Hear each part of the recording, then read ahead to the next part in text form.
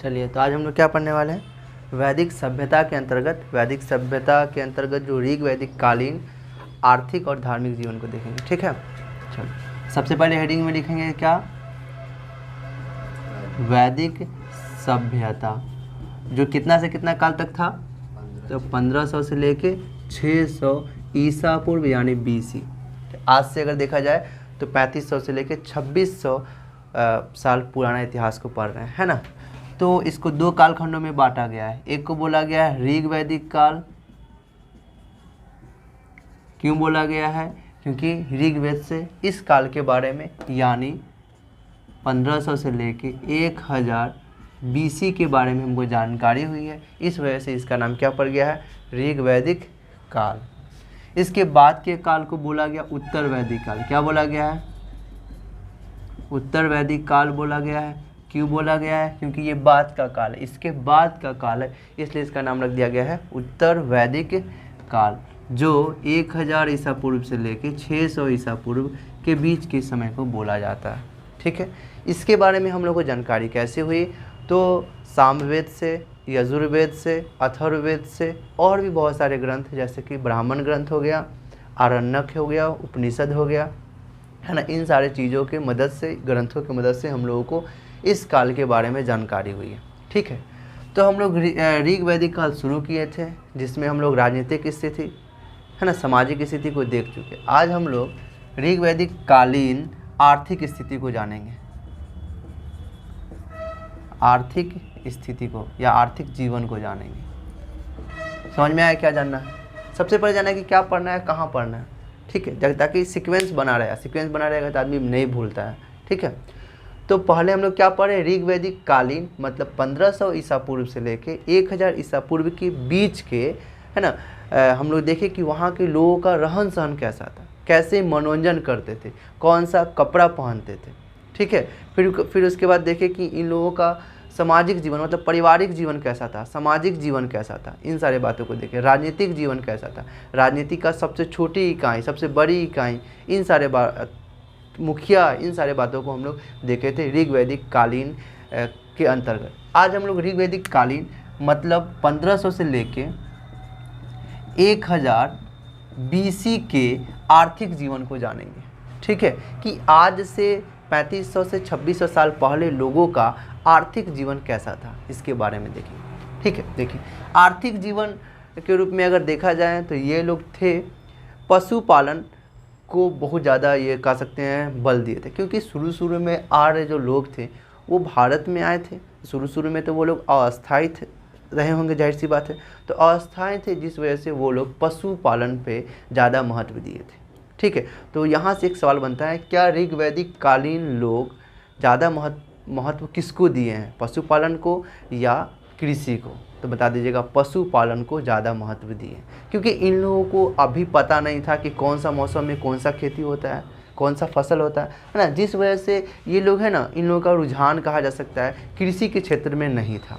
ठीक है, पशुपालन के क्षेत्र में ज़्यादा था। तो पशुपालन में ये लोग बकरी को, भेड़ को, ऊँट को, कुत्ता को, सबसे महत्वपूर्ण गाय को, है ना, ये लोग क्या करते थे, पालते थे या पालतू के रूप में वहाँ पे देखा गया है। ठीक है, ऋग वैदिक कालीन में देखा जाए तो ये लोग अपना इतना ज़्यादा कर सकते हैं दिन, देख सकते कितना दिन भारत में रहा, यहाँ पे रहे, या कहा जा सकता है यहाँ के लोग, है ना, धीरे धीरे अब क्या हो रहे हैं, अस्थायी हो रहे हैं, सीख रहे हैं, मौसम के बारे में धीरे धीरे जानकारी हो रही है, जिस वजह से ये लोग जो है कृषि का बहुत ज़्यादा महत्व देंगे, पर ये लोग नहीं। ठीक है, तो कहा जा सकता है ऋग वैदिक काल में पशुपालन का बहुत ज़्यादा महत्व था, लेकिन उत्तर वैदिक काल में कृषि का महत्व ज़्यादा था। यहाँ के लोग ज़्यादा कृषि करते थे और यहाँ के लोग ज़्यादा पशुपालन करते थे, पशुओं को पालते थे। ठीक है, उसका शिकार करते थे या उसको खाते भी थे ये लोग। ठीक है, ये लोग भी शाकाहारी मांसाहारी था और ये लोग भी था।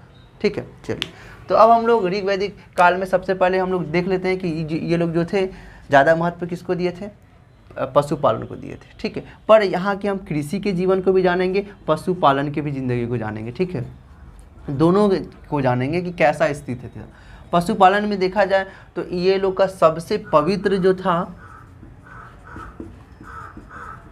सबसे पवित्र पशु गाय सबसे आर्य जो लोग थे, या कहा जा सकता है इतना के बीच के आर्थिक जीवन में हम जो लोग जान रहे हैं कि ऋग्वैदिक कालीन जो है इन लोगों का सबसे पवित्र पशु कौन था, सबसे अच्छा या सबसे पूजनीय या सबसे उत्तम पशु ये लोग गाय को मानते थे, क्योंकि गाय से बहुत ज़्यादा फ़ायदा होता है ना। गाय के दूध से दही, घी, मक्खन, ये सब पनीर बहुत कुछ बनाया जाता है, जिस वजह से ये लोग गाय को है ना बहुत ज़्यादा पूजनीय मानते थे। सबसे पवित्र पशु गाय था। लेकिन इसके साथ साथ देखा जाए ऊँट, उसके बाद देखा जाए भेड़, उसके बाद देखा जाए बकरी, है ना, उसके बाद कुत्ता, और भी इन सब जानवरों को ये लोग पालतू के रूप में है ना पालतू बनाए हुए थे। ठीक है, चलिए फिर इसके बाद देखा जाए आर्थिक जीवन में पशु के बारे में ही, तो ये लोग गाय को ऋग्वेद में गाय के बारे में, या कहा जा सकता है गौ शब्द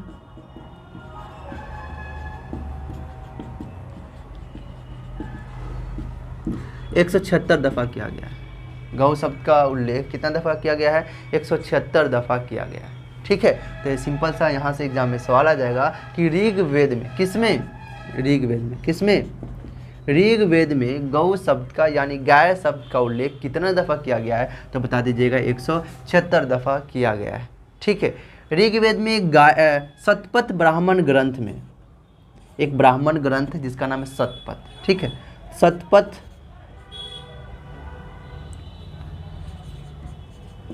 ब्राह्मण ग्रंथ,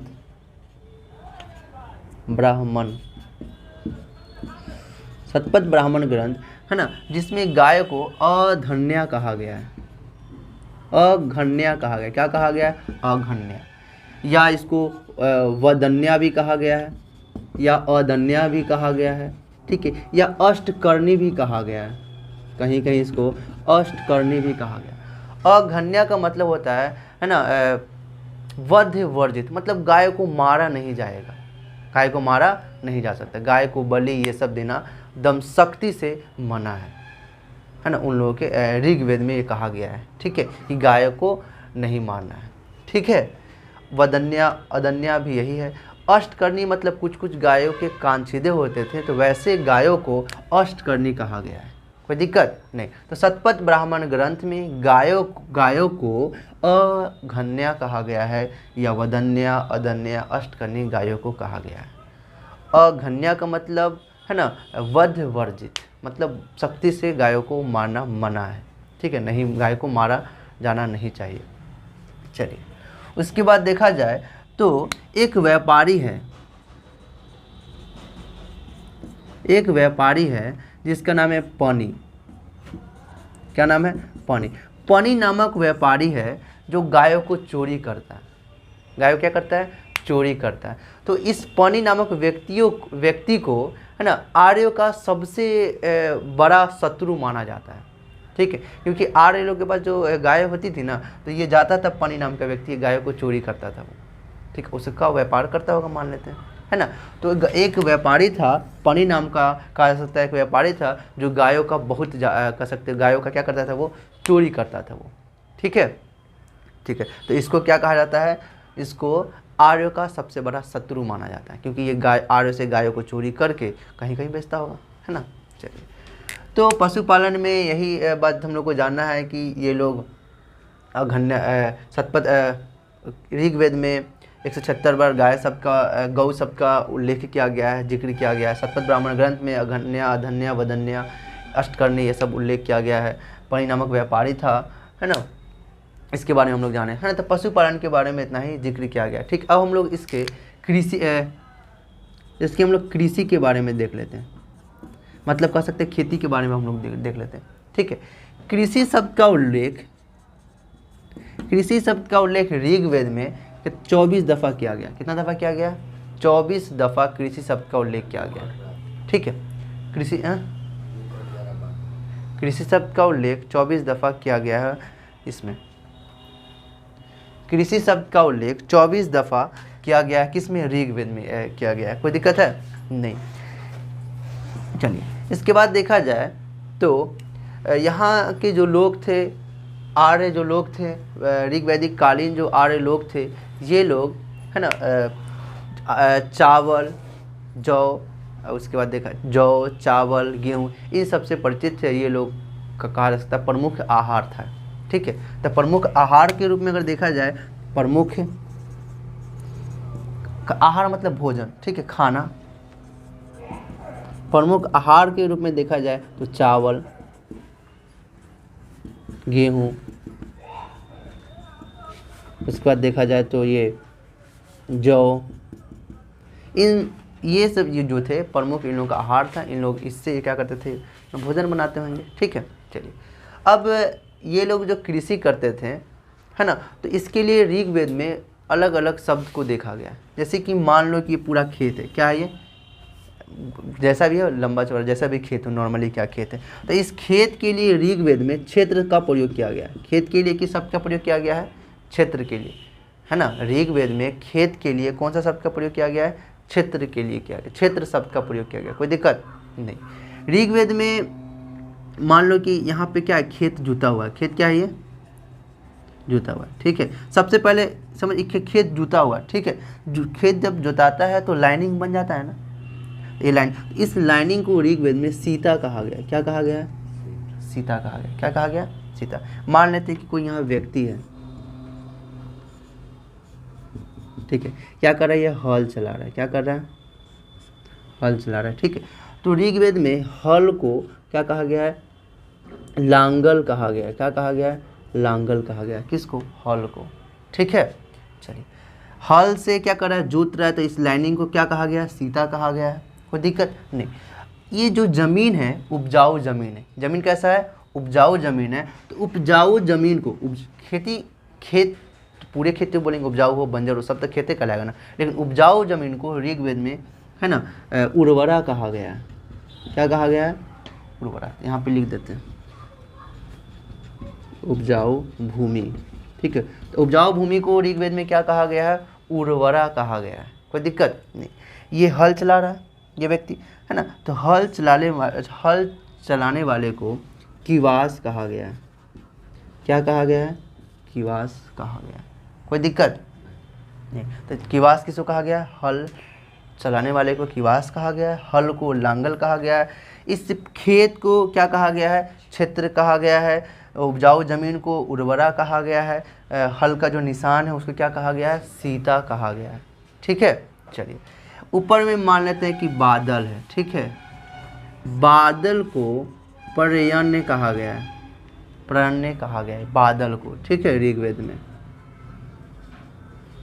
कोई दिक्कत है, तो ऋग्वेद में इन सब शब्दों का उल्लेख किया गया है ना। तो यहाँ से एग्जाम में सवाल पूछा जा सकता है, सीता का मतलब क्या होगा, तो बता दीजिएगा कि हल से जुता हुआ निशान, हल का निशान, हल से जुतेगा तो उसका निशान बनेगा ना, उसी को क्या कहा गया है, सीता कहा गया है। उपजाऊ भूमि को उर्वरा कहा गया। क्या कहा गया, उर्वरा कहा गया है। हल को क्या कहा गया है, लांगल कहा गया है। उसके बाद हल जोतने वाले को किवास कहा गया, इसको क्षेत्र कहा गया। ये क्या कर रहा है, खेत कृषि कर रहा है। क्या कर रहा है, ये कृषि कर रहा है ना, खेती कर रहा है ना, कृषि कर रहा है ना। तो कृषि के लिए ऋग्वेद में चरसिनी शब्द का प्रयोग किया गया। किसका प्रयोग किया गया, चरसिनी का, मूर्धन्य है। ठीक है, चरसिनी शब्द का प्रयोग किया गया कृषि के लिए। किसके लिए, कृषि के लिए ऋग्वेद में चरसिनी शब्द का प्रयोग किया गया है। टोटल 24 दफ़ा किया गया। कोई दिक्कत है इसमें, तो आपको आर्थिक जीवन में बस इतना ही जानना है ना। तो यहाँ तक में किसी को दिक्कत है कि ऋग्वेद में खेत को क्षेत्र कहा गया है। यहाँ पे हम लिख देते हैं खेत, खेत को क्या कहा गया है, क्षेत्र कहा गया है। हल को क्या कहा गया है, लांगल कहा गया है। जोतने वाले को हल से जोतने वाले को किवास कहा गया। फिर उसके बाद हल से बना हुआ जो निशान होगा जोतते वक्त उसको सीता कहा गया है। उपजाऊ जमीन को, उपजाऊ भूमि को उर्वरा कहा गया है। ठीक है, कृषि को क्या कहा गया है, चरसिनी कहा गया है। ठीक है, बादल को पर्यन्य कहा गया है। कोई दिक्कत नहीं, चलो इसको नोट कीजिए।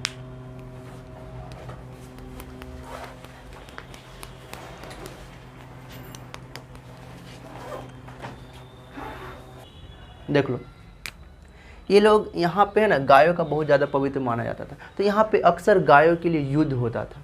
ठीक है, तो गायों से होने वाले युद्ध को गविष्टि कहा गया। क्या कहा गया है, गविष्टि कहा गया। ठीक है, तो गविष्टि शब्द का अर्थ क्या होता है, तो बता दीजिएगा। गायों के लिए होने वाले युद्ध को, इसके बाद का पॉइंट में गोल में लिख दीजिएगा, पॉइंट में, गायों के लिए युद्ध, गायों के लिए युद्ध को, गायों के लिए होने वाले युद्ध के लिए गविष्टि शब्द को का प्रयोग किया गया है। ठीक है, चलिए ये लोग सबसे पवित्र मानते थे गाय को। उसके बाद कहा जाता है ये लोग महत्वपूर्ण महत्व है ना घोड़ा को दिए थे। किसको दिए थे? घोड़ा को। ठीक है, तो घोड़ा है ना, घोड़ा कहा जा सकता है इन लोगों का महत्वपूर्ण पशु रहा होगा, पशु था। ठीक है, और सबसे पवित्र माना गया किसको? गाय को, और महत्वपूर्ण घोड़ा को। ठीक है, चलिए बैलगाड़ी, रथ, हाँ बैलगाड़ी, रथ, ये सब रथकार होते थे, रथ बनाने वाले होते थे, है ना। चलिए अब यहाँ पे देख लीजिए,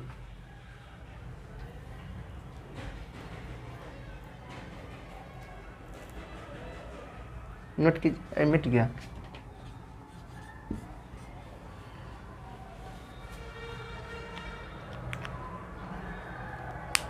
एक शब्द है।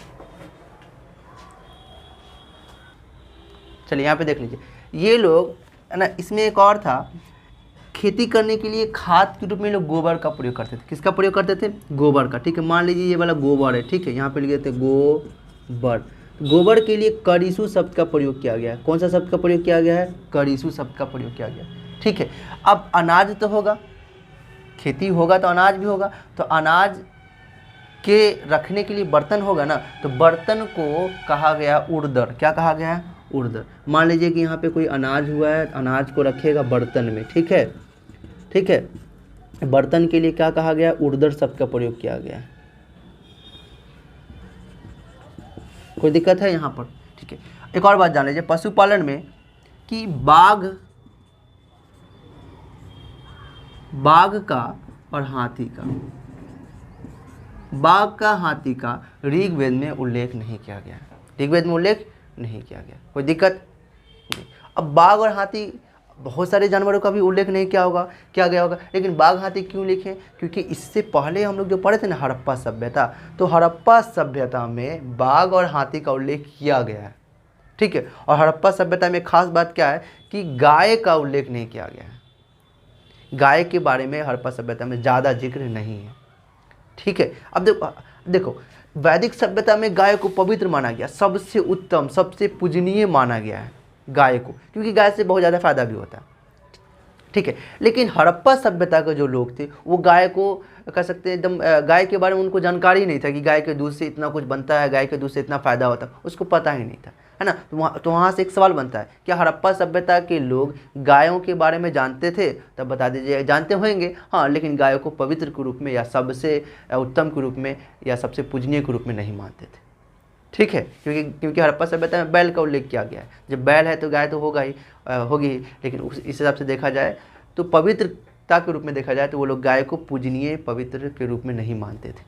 ठीक है, और उसमें गाय का, बैल का, हाथी का उल्लेख किया गया है, लेकिन ऋग्वैदिक काल में बाघ का, हाथी का उल्लेख नहीं किया गया। तो दोनों में कन्फ्यूज़न नहीं होएगा। ठीक है, हड़प्पा सभ्यता में हाथी का, बाघ का उल्लेख किया गया है। क्या वैदिक सभ्यता में, वैदिक सभ्यता के ऋग्वैदिक काल में किया गया है? तो बता दीजिएगा हाथी का, बाघ का नहीं किया गया है। और इसमें गाय का किया गया है, बहुत ज़्यादा दफ़ा किया गया, पवित्र माना गया है, तो हड़प्पा सभ्यता में नहीं किया गया। ठीक है, चलिए, तो ये पूरी बात हो गई किसका? आर्थिक जीवन का। इसके बाद हम लोग क्या देखेंगे? तो हम लोग आज टॉपिक क्या है? ऋग्वैदिक काल का। ऋग्वैदिक काल के अंतर्गत आर्थिक जीवन को देख लिए। दूसरा हमारा क्या है? धार्मिक जीवन। ठीक है, धार्मिक जीवन को हम लोग देखेंगे। ठीक है, दूसरा हम लोग का ये। ठीक है, तो पहले आर्थिक जीवन को नोट कीजिए और बताइए कहाँ कुछ इसमें दिक्कत हुआ।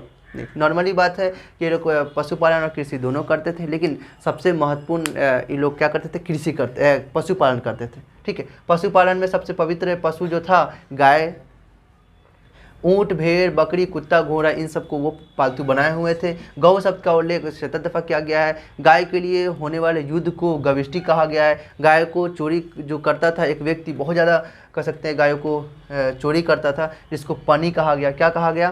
पनी कहा गया। ठीक, एक व्यापारी था ये, ठीक है, और ऐसे गायों को चोरी करता था ये, ठीक है। उसके बाद देखा जाए तो गाय को शतपथ ब्राह्मण ग्रंथ में अघन्या कहा गया है। अघन्या का मतलब वध वर्जित है जिसका, ठीक है, जिसका वध वर्जित हो उसका मतलब होता है अघन्या, तो गायों को कहा गया है। कृषि के बारे में जाने कि कृषि शब्द का उल्लेख ऋग्वेद में 24 दफ़ा किया गया है। प्रमुख आहार चावल गेहूँ जौ था, जौ का ऋग्वेद में 1 दफ़ा उल्लेख किया गया है। जाने उसके बाद कि ऋग्वेद में बहुत कृषि संबंधित बहुत अलग अलग शब्दों को देखा गया है। बादल को पर्यान्य कहा गया है, क्षेत्र के लिए खेत के लिए क्षेत्र शब्द का प्रयोग किया गया है, बर्तन के लिए उर्दर। अब अनाज होगा तो अनाज को मापने के लिए बर्तन का प्रयोग करते थे, मापने के लिए, या कहा जा सकता है उसमें रखने के लिए बर्तन का प्रयोग करते थे, उस बर्तन को उर्दर कहा गया है। हल को लांगल कहा गया है। उसके बाद गोबर को कहा जाता है खाद के रूप में प्रयोग करता था, जिसको करीसु कहा गया है। व्यक्ति है बगल में लिख लेना, हल चलाने वाले को किवास कहा गया है। उसके बाद उपजाऊ भूमि को उर्वरा कहा गया है, सीता कहा गया है, कृषि कहा गया है, कृषि को चरसिनी कहा गया है, ठीक है। तो उम्मीद करते हैं ये सब समझ में आ गया होगा, ठीक है। जो समझ में नहीं आएगा सवाल करना, ठीक है। चलो इसको नोट कीजिए, फिर धार्मिक जीवन को जानेंगे।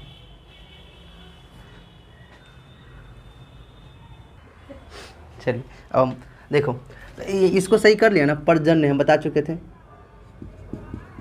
चलो देखो, ये लोग खेती के लिए, थोड़ा सा रुको, ये लोग खेती के लिए 2 तरह से मतलब पानी का इस्तेमाल करते, 2 तरह के पानी का इस्तेमाल करते थे, ठीक है।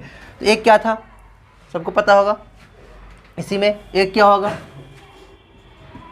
वर्षा, दूसरा क्या होगा सिंचाई के लिए पानी चाहिए ना, तो पानी ये लोग कहाँ से इस्तेमाल कर, पानी कहाँ से लाते थे। तो एक तो पहला तो वर्षा था, और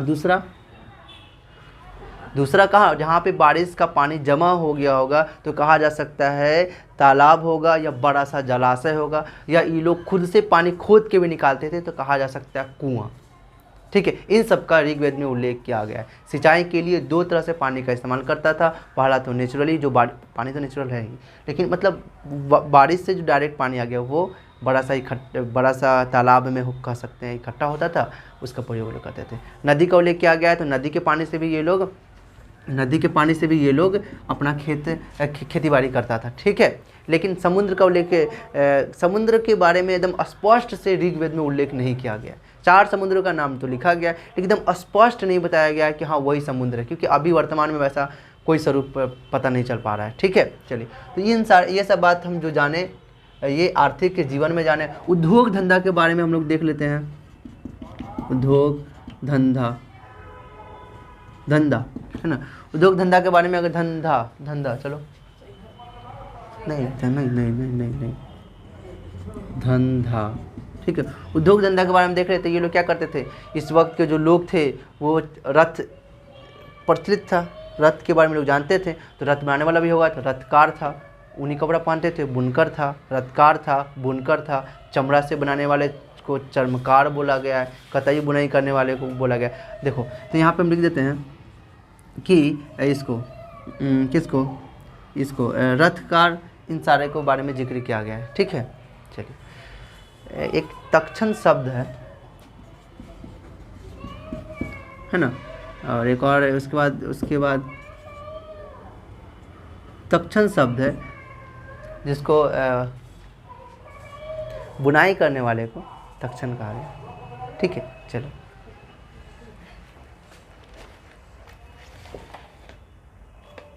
नहीं, बढ़ई को कहा गया, बढ़ई को तक्षण कहा गया, ठीक है। बढ़ई को किसको कहा गया है, ये लोग अब लकड़ी का भी इस्तेमाल ये लोग करते थे ना, तो बढ़ई को क्या कहा गया, तक्षण कहा गया है, ठीक है। बढ़ई को क्या कहा गया है, तक्षण कहा गया है। उसके बाद ये धातु से भी ये लोग सामान बनाते थे, जिसको कहा गया है करमार कहा गया है।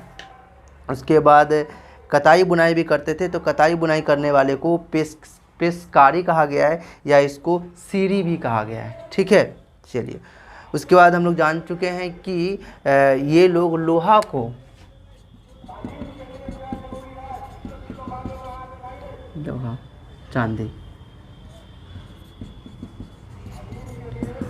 चांदी के बारे में ऋग्वेद में उल्लेख नहीं किया गया, तो कहा जा सकता है कि ऋग्वैदिक कालीन जो लोग थे लोहा को चांदी से परिचित नहीं थे, लोहा और चांदी से परिचित नहीं थे। हाँ, लेकिन लोहा से हड़प्पा सभ्यता, चांदी से हड़प्पा सभ्यता के लोग परिचित थे, ठीक है। और लोहा से उत्तर वैदिक कालीन जो लोग थे अंतिम छोर में वो लोग लोहा के बारे में भी जान चुके थे, ठीक है। लेकिन ऋग वैदिक कालीन लोहा और चांदी का ये लोग से परिचित नहीं थे। लोहा धातु, चांदी जो है ना, धातु है ना, इससे ये लोग परिचित नहीं थे, ठीक है। यहाँ पे तांबा का, कांस्य का अयस कहा गया।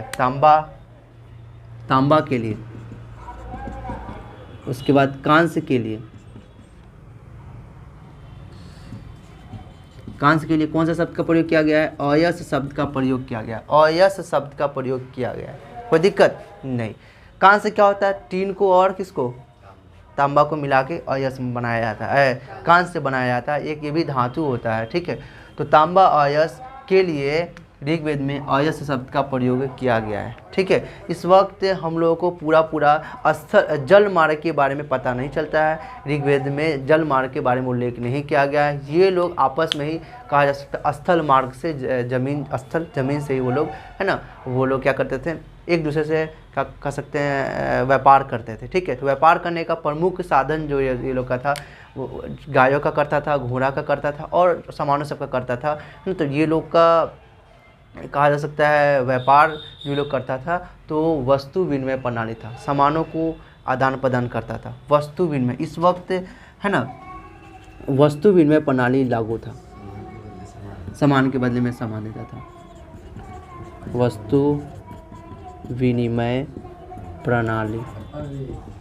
हाँ, हड़प्पा सभ्यता में भी वस्तु विनिमय प्रणाली था, ठीक है। पर इसमें निष्क नामक सिक्के का भी सिक्के को देखा गया है ना, कि यहाँ के जो लोग थे, निष्क नामक एक सोने का गोल होता था, सोना का होता था। किसका होता था? सोना का होता था, ठीक है।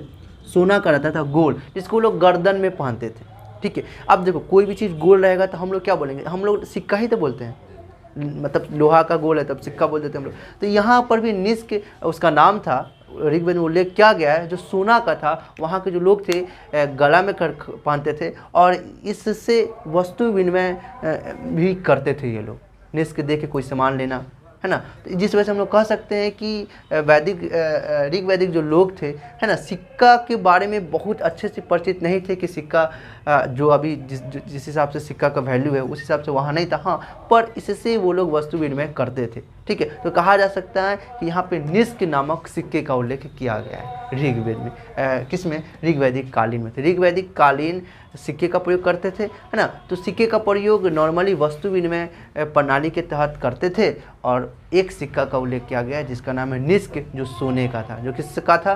सोने का था, ठीक है। उसका जाने रहे लोहा चांदी का से ये लोग परिचित नहीं था। तांबा और कांस्य को अयस कहा गया है। बढ़ई जो था, बढ़ई के लिए तक्षण शब्द का प्रयोग किया गया है, ठीक है। चलिए, तो उम्मीद करते हैं सारा अच्छा लगा होगा, ठीक है। अब हम लोग क्या करेंगे, इसके धार्मिक जीवन को जानेंगे कि ये लोग, है ना, कौन कौन से देवी देवताओं को मानते थे, है ना, इसके बारे में देखेंगे, ठीक है। पहले ये समझ में आ गया होगा, कोई दिक्कत है? नहीं। चलो हम लोग आगे देखेंगे।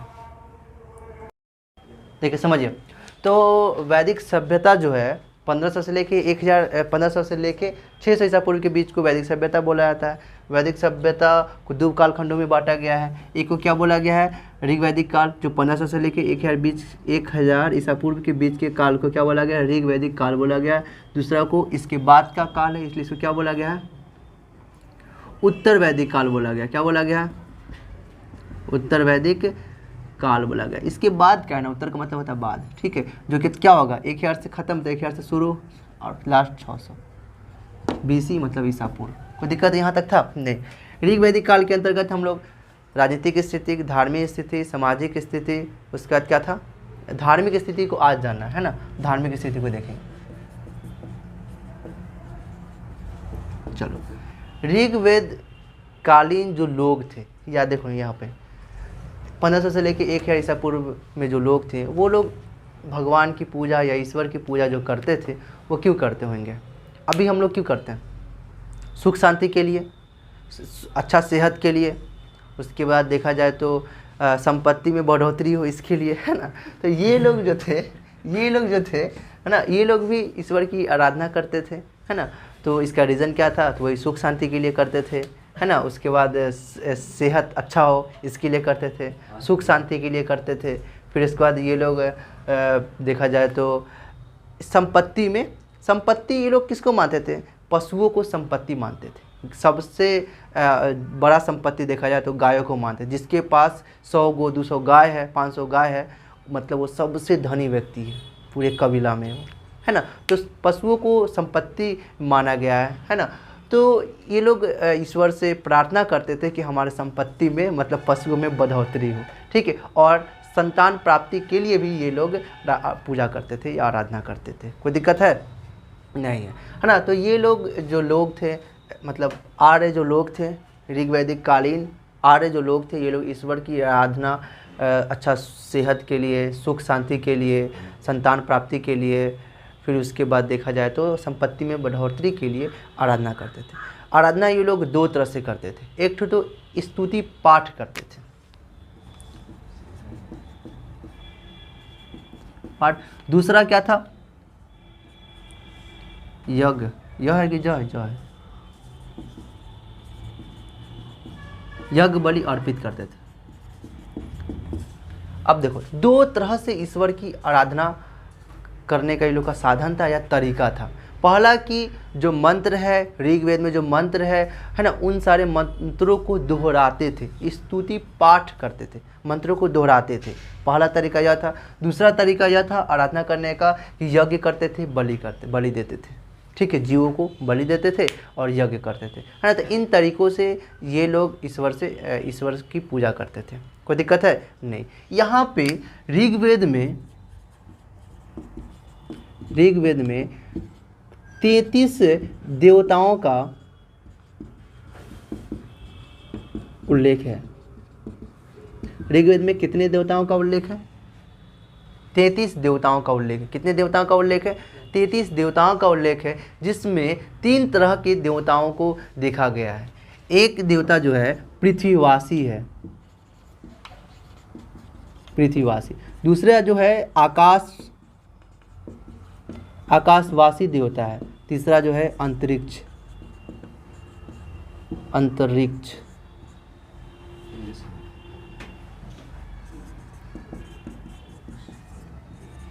अंतरिक्षवासी देवता। तो 3 देवताओं को देखा गया है। एक है पृथ्वीवासी देवताएं जो हैं, ठीक है, पृथ्वीवासी देवता, अंतरिक्षवासी देवता और आकाशवासी देवता। 3 तरह के देवताओं को ऋग्वेद में देखा गया है। ऋग्वेद में टोटल 33 देवताओं को देखा गया है, जिनमें कुछ भगवान पृथ्वीवासी है, कुछ भगवान आकाशवासी है, कुछ भगवान अंतरिक्षवासी है।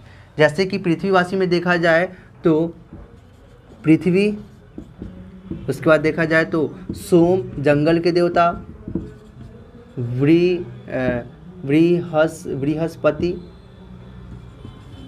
बृहस्पति, उसके बाद अग्नि देवता ना। इन सारे देवताओं को देखा गया है जो पृथ्वीवासी थे, ठीक है। आकाशवासी देखा जाए तो क्या हो जाएगा? सूर्य,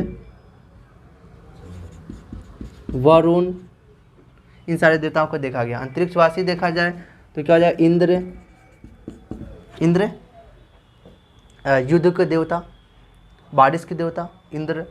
उसके बाद देखा जाए तो इंद्र भगवान हो गए। उसके बाद देखा जाए तो ये रुद्र भगवान हो गए, जिसको शिव भी कहा जा सकता है, शिव भगवान, ठीक है। इन सारे भगवानों को देखा गया है, ठीक है, जो अंतरिक्षवासी थे। कोई दिक्कत है? नहीं है। उसके बाद आकाशवासी सूर्य वरुण आकाशवासी देवता हो गए। उसके बाद देखा जाए पृथ्वीवासी देवता कौन है? पृथ्वी सोम बृहस्पति अग्नि, ये जो है पृथ्वीवासी देवता हैं। कोई दिक्कत इसमें है? नहीं।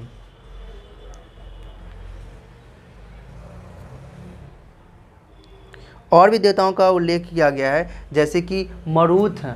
क्या है? मरुत भगवान जो है, जो अंतरिक्षवासी है, ठीक है। मरुत भगवान, ये जो है मरुत भगवान आंधी तूफान के भगवान थे। किस चीज़ के भगवान थे ये? आंधी तूफान के भगवान थे।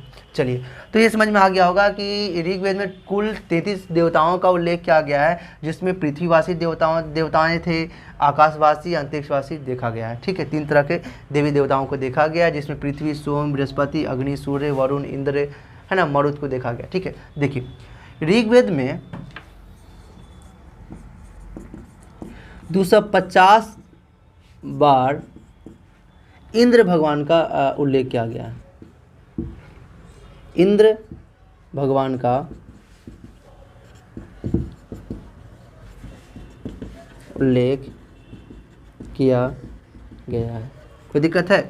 नहीं। तो ऋग्वेद में 250 बार इंद्र भगवान का उल्लेख किया गया है और ऋग्वैदिक कालीन सबसे महत्वपूर्ण देवता कौन थे? तो इंद्र भगवान थे। कौन थे? इंद्र भगवान थे। ठीक है, सबसे देखा जाए तो प्रथम स्थान जो था इंद्र भगवान का था। ठीक है, तो इंद्र भगवान का ऋग्वेद में कितनी दफ़ा उल्लेख किया गया है? तो 250 दफ़ा किया गया है। ऋग्वैदिक कालीन आर्य का सबसे महत्वपूर्ण जो देवता थे वो कौन थे? इंद्र भगवान थे। इंद्र भगवान युद्ध के देवता, बारिश के देवता माने जाते हैं। ठीक है, इनको पुरंदर भी कहा गया है क्योंकि ये दुर्ग को तोड़ने वाले, इस वजह से इनको पुरंदर भी कहा गया है। ठीक है, तो ये युद्ध के देवता,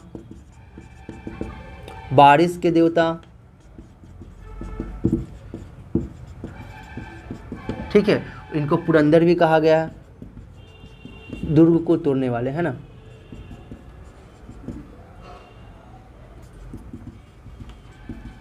चलो, ये सब समझ में आ गया होगा, है ना, कि ये युद्ध के देवता थे, बारिश के देवता, पुरंदर भी इनको कहा गया है। किनको?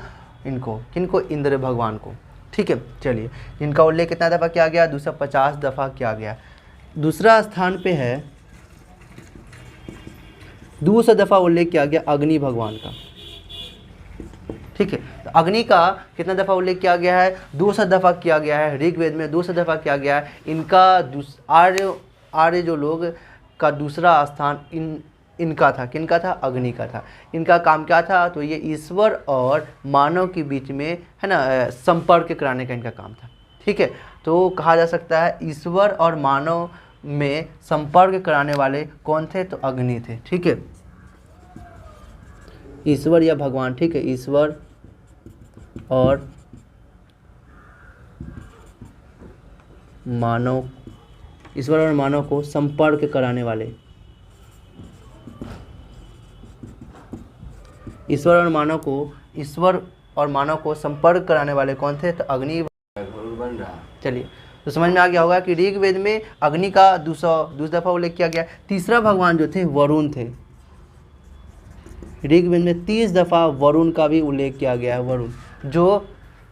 वरुण जो थे दिन रात के कर्ता धर्ता थे, मौसम जो परिवर्तन का काम करते थे, तो यही वरुण भगवान करते थे। ऋग्वेद में ऐसा उल्लेख किया गया है। ठीक है, तो मौसम के कर्ता धर्ता कौन थे? तो ये दिन रात के कर्ता धर्ता या मौसम परिवर्तन का जो कार्य करते थे वो कौन करते थे? तो वरुण भगवान या देवता करते थे। ठीक है, तो कह सकते हैं दिन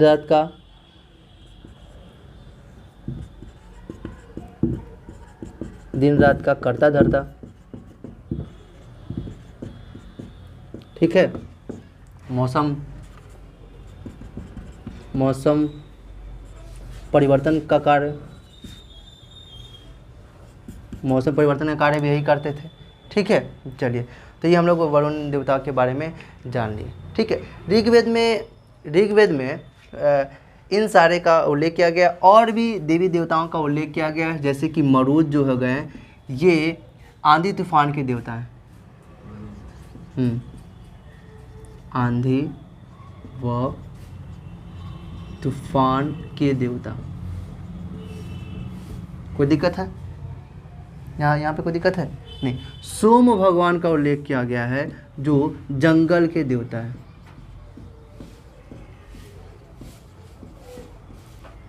रुद्र भगवान का उल्लेख किया गया है जो पशु के देवता है। ठीक है, पशुओं के देवता।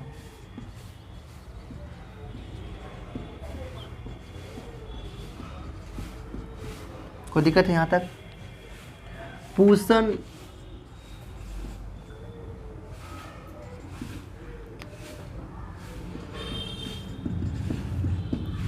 जो पशुओं के देवता हैं, है ना, ये पशुओं के देवता है। इनके रथ को बकरी खींचता था।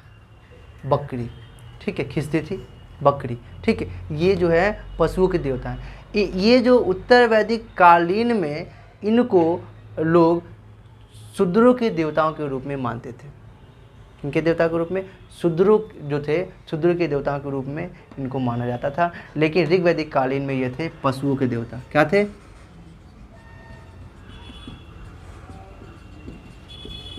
ठीक है, यहाँ से एक सवाल बनता है कि हड़प्पा सभ्यता में ज़्यादा जो मूर्ति ज़्यादा कहा जा सकता है सिक्का मिला है, जिस सिक्का पे या मोहरों पे शिव भगवान का चित्र मिला है ना। तो हड़प्पा सभ्यता के जो लोग थे सबसे प्रमुख देवता जो मानते थे किनको, शिव भगवान को या शिवपति भगवान को, किन भगवान को, शिवपति को मानते थे। ठीक है, समझ में आया। चलिए, तो हड़प्पा सभ्यता में सबसे प्रमुख कौन देवता थे, शिवपति थे। और ऋग्वैदिक कालीन में सबसे प्रमुख देवता कौन है, इंद्र भगवान है। कौन है, इंद्र भगवान है। कोई दिक्कत है यहाँ तक? नहीं। तो इतना ही हम लोग को जानना है यहाँ के धार्मिक जीवन में। ठीक है, यहाँ के जो धार्मिक जीवन के बारे में अगर बताया जाए तो महिला और पुरुष दोनों को पूजा पाठ करने का समान अधिकार था। और इस वक्त जो पूजा पाठ होता थे, अगर पंडित जी या पुरोहित नहीं मिल रहे हैं तो खुद से भी यहाँ के लोग कर लेते थे। ठीक है, तो खुद से पूजा पाठ करने का भी इस वक्त कहा जा सकता है, ये लोग खुद से भी करते थे। ठीक है, लेकिन इसके बाद का काल हम उत्तर वैदिक काल में देखेंगे तो यहाँ पे जो पूजा पाठ करने का जो कार्य था वो पंडित जी ही करते थे, और बहुत पंडित जी या पुरोहित जी करते थे, जिनका बहुत ज़्यादा कहा जा सकता है वो गायों के डिमांड करते थे या मांग करते थे, जिस वजह से अमीर लोग ही है ना पूजा पाठ उत्तर वैदिक कालीन लोग में कर पाते थे, क्योंकि यहाँ के गरीब लोग नहीं सक्षम हो पाते थे पूजा पाठ करने के लिए। पर ऋग्वैदिक कालीन देखा जाए तो पूजा पाठ करने के बारे में अगर देखा जाए तो यहाँ पे महिलाओं और पुरुषों को दोनों को समान अधिकार था, कि मतलब महिलाएं भी पूजा कर सकती है और खुद से भी चाहे तो वो कर सकती है। कोई दिक्कत है? नहीं। चलिए, और यहाँ का पूजा पाठ करने का जो नियम था इस काल में समान था, मतलब बहुत समान, मतलब सरल था, आसानी तरीके से यहाँ के लोग पूजा पाठी करते थे। पर इस वक्त बहुत ज़्यादा टफ हो गया, जिसकी वजह से अंततः जो लोग थे इस वक्त का धार्मिक जीवन इन लोगों का कहा जा सके तो खतरे में पड़ आया था, या कहा जा सकता है अच्छी स्थिति नहीं थी। ठीक है, जिस वजह से जैन धर्म का, बौद्ध धर्म का और वैष्णव धर्म का विकास हुआ था। ठीक है, चलिए, फिर बाद में इसके धर्म में, ब्राह्मण धर्म में देखा जाए सुधार किया गया, तब आगे चलकर ब्राह्मण धर्म अच्छी स्थिति पे हुआ। ठीक है, चलिए पहले इसको नोट कीजिए, फिर उसके बाद हम लोग और इसमें थोड़ी सी बात जानेंगे।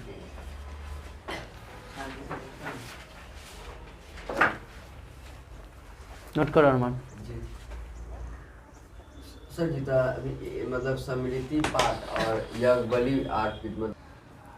चलिए, हाँ देखो, अश्विन देवता है जो दुखों को हरने वाले हैं।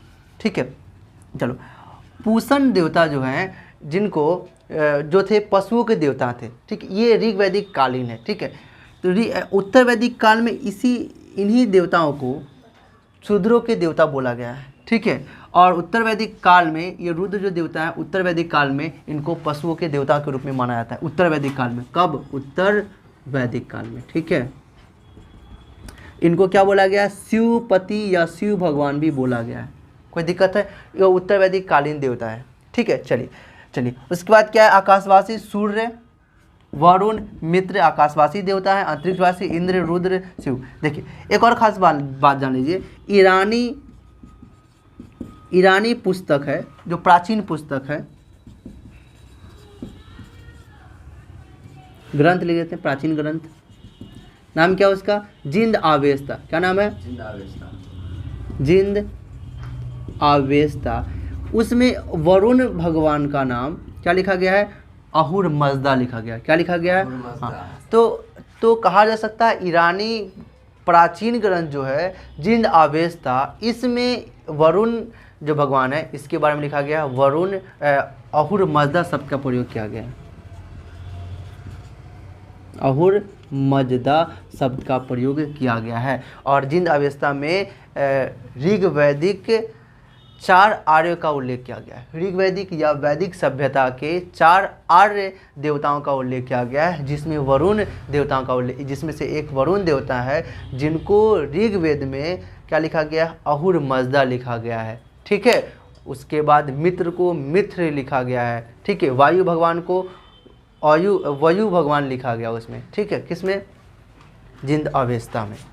ठीक है, जिंद अवेस्ता का कहाँ का पुस्तक है? तो ईरानी प्राचीन ये ग्रंथ है। तो उम्मीद करते हैं ये सारा आपको धार्मिक जीवन समझ में आ गया होगा कि यहाँ पे धार्मिक जीवन अच्छी थी, बहुत ज़्यादा कह सकते हैं, बहुत ज़्यादा अच्छी थी, क्योंकि यहाँ पे पुरुषों और महिलाओं को दोनों को कहा जा सकता है पूजा पाठ करने का अधिकार था।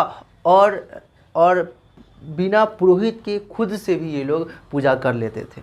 ठीक है, यहाँ पे पूजा पाठ अभी भी जैसे कि स्तुति पाठ मतलब मंत्रों को दोहरा के या यज्ञ बलि करके ईश्वर की आराधना किया जाता था। ठीक है, ऋग्वेद में 33 देवताओं का उल्लेख किया गया है। पृथ्वीवासी देवता जिसमें है आकाशवासी है, अंतरिक्षवासी है। पृथ्वीवासी में पृथ्वी, सोम, बृहस्पति, अग्नि। आकाशवासी में सूर्य, वरुण, मित्र और अंतरिक्ष, कुछ कुछ का नाम है। ठीक है, बहुत सारे हैं। ठीक है, आदि। उसके बाद अंतरिक्षवासी में इंद्र, रुद्र, शिव। रुद्र को शिव कहा गया है। ठीक है, उसके बाद क्या है, मरुत है। क्या है ये मरुत, जो आंधी तूफान के देवताओं को क्या कहा गया है, मरुत कहा गया है। ठीक है, चलिए फिर उसके बाद क्या है, ऋग्वेद में 250 बार इंद्र भगवान का उल्लेख किया गया है। युद्ध के देवता, बारिश के देवता, उसके बाद पुरंदर भी इन्हीं को कहा गया है। ये जो है ना, ये इनको पुरंदर कहा गया है। ठीक है, ऋग्वेद में 200 दफ़ा अग्नि भगवान का उल्लेख किया गया है। ये ईश्वर और मानव के बीच में मध्यस्थता का काम करते थे। ऋग्वेद में 30 दफ़ा या 30 सूक्त वरुण पे है, जो दिन रात का करता धरता है, मौसम परिवर्तन ये इनका काम है। ठीक है, चलिए तो और हम लोग जाने कि मरुत जो है आंधी व तूफान के देवता है। सोम जंगल के देवता, रुद्र जो थे पशु के देवता थे। उत्तर वैदिक कालीन ये देवता हैं। ठीक है, चलिए हड़प्पा सभ्यता में इनका सबसे अधिक महत्व इन्हीं का था, हड़प्पा सभ्यता में। ठीक है, तो हड़प्पा सभ्यता में सबसे महत्वपूर्ण देवता कौन थे, शिवपति थे। ठीक है, अश्विन दुखों को हरने वाले थे। चलिए, है ना, नहीं उसमें शिवपति कहा गया है, शिवपति भगवान हड़प्पा सभ्यता में। ठीक है, चलिए उम्मीद करते हैं ये सभी आपको अच्छा लगा होगा, है ना। नेक्स्ट डे हम लोग क्या शुरू करेंगे, डायरेक्ट हम लोग पढ़ेंगे उत्तर वैदिक कालीन, क्योंकि 5-6 वीडियो के माध्यम से हम लोग पूरी गहराई से ऋग वैदिक कालीन इतिहास को देख लिए हैं। मतलब 1500 से लेके 1000 बीच के इतिहास को देख लिए। नेक्स्ट डे हम लोग उत्तर वैदिक कालीन इतिहास को देखेंगे, 2-3 वीडियो के माध्यम से दम गहराई से देखेंगे, एक भी टॉपिक या एक भी बात नहीं छोड़ेंगे। ठीक है, चलिए तो इस तरह से हमसे डीप में गहराई से पढ़ने के लिए हमारे चैनल को सब्सक्राइब करके हमसे जुड़ सकते हैं। बेल बजा दीजिएगा ताकि जब भी वीडियो अपलोड करें मिस ना हो। ठीक है, thank you so much for watching this video.